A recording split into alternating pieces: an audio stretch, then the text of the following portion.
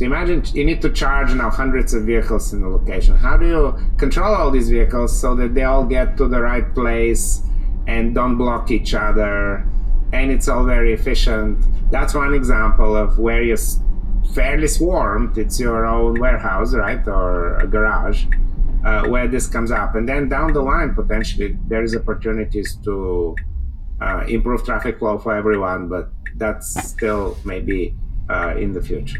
Yeah. Well, you took us right there, Drago. As we're kind of getting close to an end here, I'd love to talk about that future. And we were talking beforehand, and I was saying I'd love for you to share just what you're excited about, and that could be, of course, in general related to driverless research. It could be kind of in the AI ecosystem generally, something that you're excited about as you look forward to or are thinking about a lot.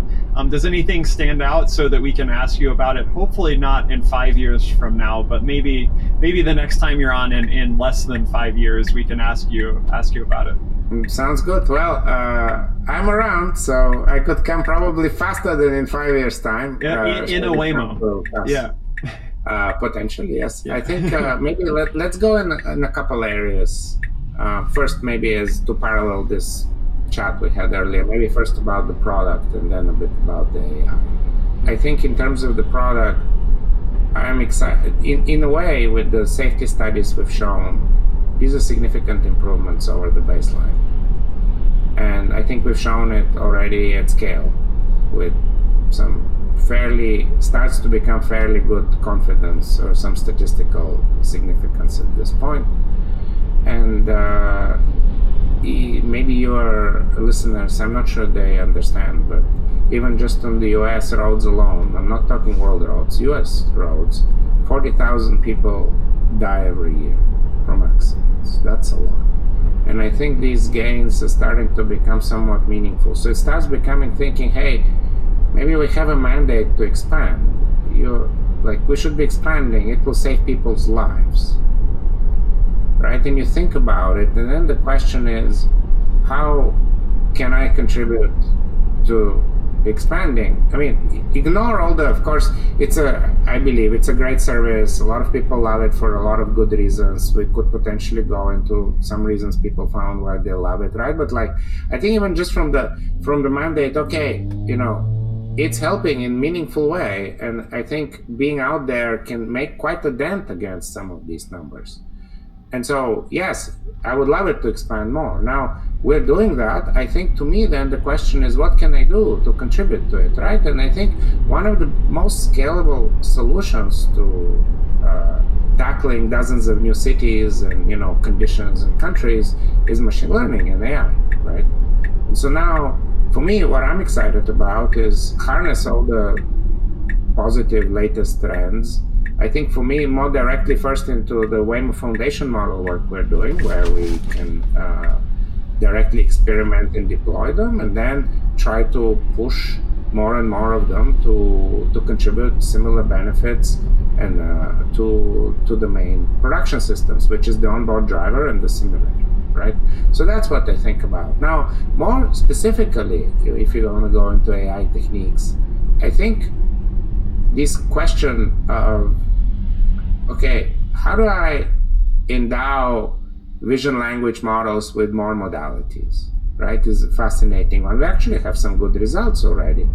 How do you expand to new modalities, say, right, LiDAR and radar? How do you connect it to actions, the model? What's an effective way to do this while preserving all the world knowledge that's present in the model that you are trying to build on top of? Is an interesting model and system design challenge. And then what I'm also excited is building the simulator. I think, right, as realistic, as scalable as possible. I think the modern technologies, like the Genie model that I mentioned, these world models that are still relatively few and far between, but I think it's a ton of labs are working on them today. I think taking that kind of technology and build the most generalizable possible simulator with it, I think is fascinating. Now, the interesting thing is you could do that, but they can still be very expensive to run. So you still need to show So it's not just enough to show that it can handle very like realistic, interesting cases. You still need to show how it can run it without breaking the bank. The amount of simulation Waymo does today to ensure that we're safe, we run like millions of virtual miles every day.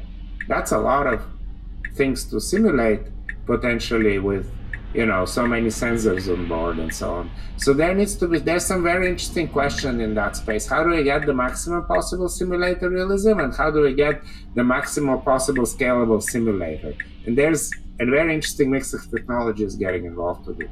It's awesome. Well, I'm certainly excited about that. Like I say, I encourage our listeners to check out Waymo's research page. Lots of amazing stuff to explore there. And folks can see our history, right? Like I Yes. think you can see the kind of work and papers people did from, I think, 2019 to now. And there's almost 100 papers there now. And maybe it's not 100 only because we may not have uploaded the most recent ones. I'll try to make sure we do soon if we're missing any, so if the readers go there they can see the full set.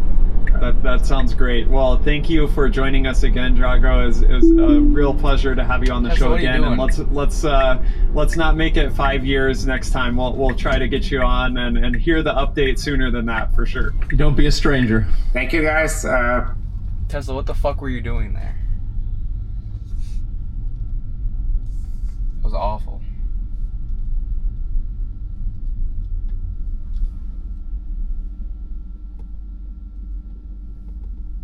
You kidding me?